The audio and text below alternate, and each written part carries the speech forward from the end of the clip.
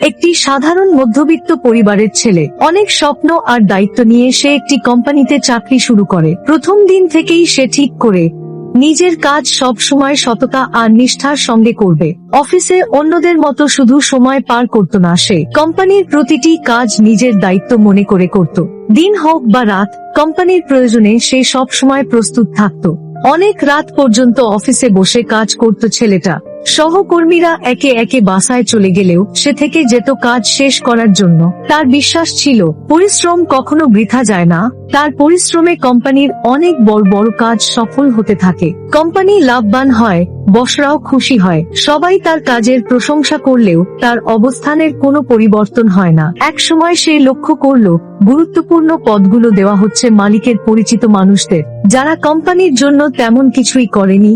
তারাই বড় পদে বসে আছে, আর সে বছরের পর বছর পরিশ্রম করেও একই জায়গায় রয়ে গেছে। ছেলেটার মনে ধীরে ধীরে কষ্ট জমতে থাকে। সে বুঝতে পারে এখানে তার পরিশ্রমের সঠিক মূল্য নেই।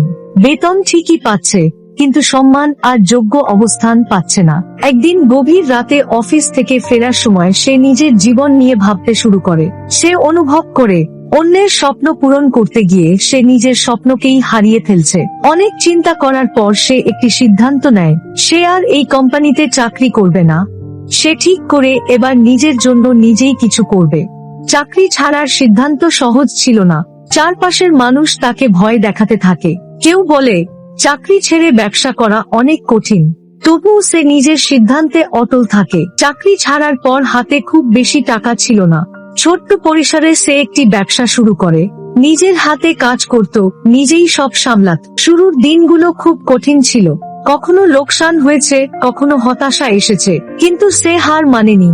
নিজের ওপর বিশ্বাস রেখেই সামনে এগিয়ে গেছে। তার সততা, পরিশ্রম আর অভিজ্ঞতার কারণে ব্যবসা ধীরে ধীরে বড় হতে শুরু করে। মানুষ তার ওপর বিশ্বাস করতে শুরু করে। একটার পর একটা নতুন সুযোগ আসতে থাকে। একসময় তার ছোট ব্যবসায় বিশাল প্রতিষ্ঠানে পরিণত হয়।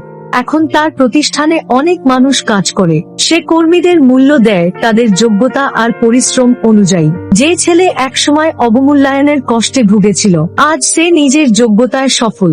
আর্থিকভাবে স্বাবলম্বী হয়ে সে পরিবার নিয়ে সুখী জীবন যাপন করছে। এখন তার মুখে একটাই শান্তির হাসি, কারণ সে নিজের স্বপ্নকে সত্যি করতে পেরেছে।